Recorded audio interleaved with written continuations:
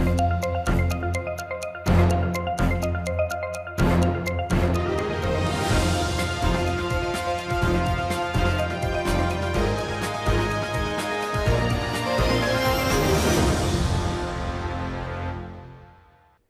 ងៃនេះគណៈរដ្ឋមន្ត្រីនៃប្រជាណាចក្រថៃបានអនុម័តនៅសេចក្តីសម្រេចស្តីពីការបញ្ចប់នៅអនុសាសនៈយោគយល់គ្នា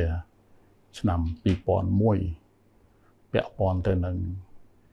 ការទាមទារត្រួតគ្នាក្នុងដែនសមុទ្ររួមគ្នារវាងកម្ពុជានិងថៃអនុសាសនៈយោគយល់គ្នាឆ្នាំ2001នេះគឺជាក្របខ័ណ្ឌតែមួយគត់រវាងប្រទេសយើងទាំងពីរដើម្បីដោះស្រាយដោយសន្តិវិធីនិងផ្អែកទៅលើច្បាប់អន្តរជាតិនៅបញ្ហាទាមទារត្រួតគ្នាក្នុងដែនសមុទ្ររវាងប្រទេសយើងទាំងពីរក៏ដូចជា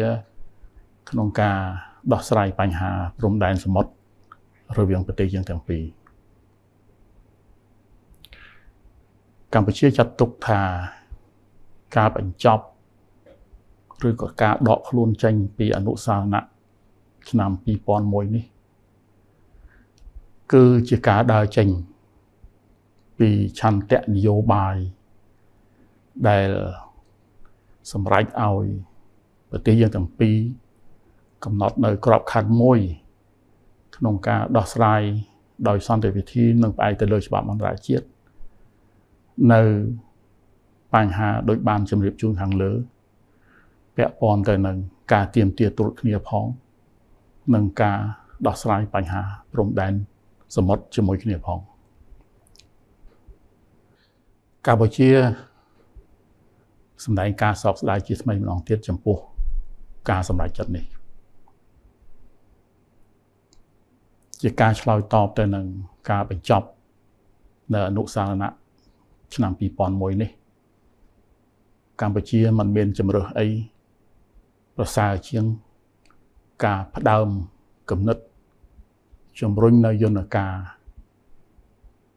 ផ្សះផ្សាដោយបង្ខំក្រមអនុសញ្ញាអង្គការសហជាតិស្តីពីច្បាប់សមុទ្រឬជាភាសាអង់គ្លេសហៅថា Compulsory Conciliation under the United Nations Convention on the Law of the Sea ដែលបានសម្រេចនៅឆ្នាំ1982ទោះជាយ៉ាងណាក៏ដោយការ